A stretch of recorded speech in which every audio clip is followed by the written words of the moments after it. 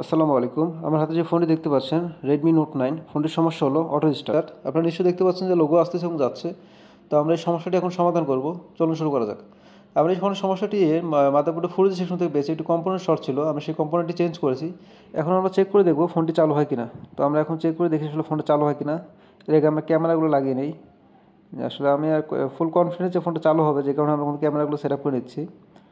আমরা এখন দেখি যে আসলে চার্জ নেয় কিনা। আমরা এখন দেখি চার্জ নিচ্ছে কিনা, এবং দেখতে পাচ্ছেন যে ফোনটি চার্জ নিচ্ছে।